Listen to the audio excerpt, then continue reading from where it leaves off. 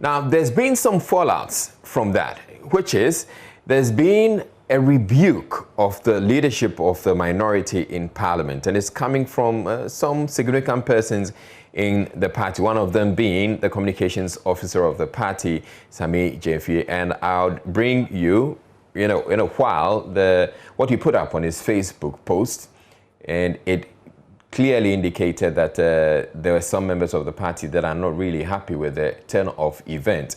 So it goes, comrades, the betrayal we have suffered in the hands of the Speaker of Parliament, Right Honourable Aban Bagbin, the leadership of our parliamentary group, particularly Honourable Haruna Idrisu and Honourable Muntaka Mubarak, and dozens of our own MPs, is what strengthens me to work hard for the great NDC to regain power.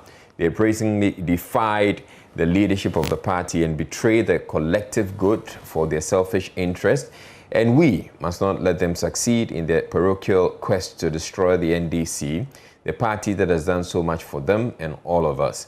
The shame they have brought on the party will forever hang like an albatross around their necks. These are hard times for all of us, but we should not let the betrayal of a few quench our love for the great NDC. Rather, let it strengthen us to fight for this party. We all have an equal stake in this party. They are few, we are many. Some have sold their conscience, but ours is intact.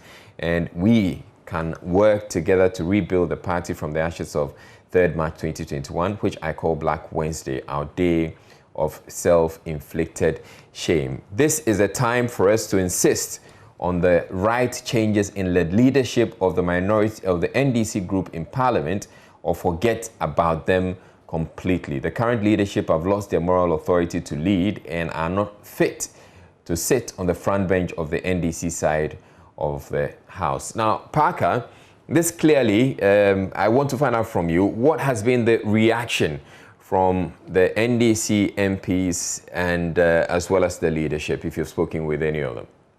The NDC MPs tell me that indeed they have cited that communication or statement from Sammy Gyamfi, the National Communications Officer for the party, and they are extremely disappointed.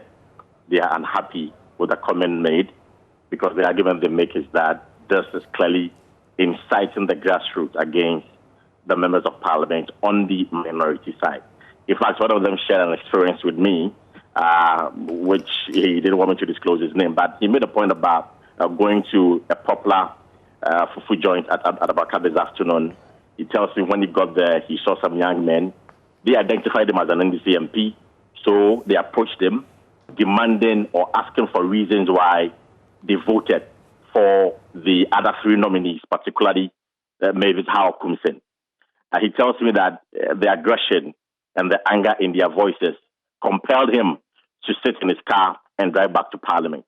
So when he came, he reported the matter to the leadership of the House, just for them to understand the seriousness of the issues out there.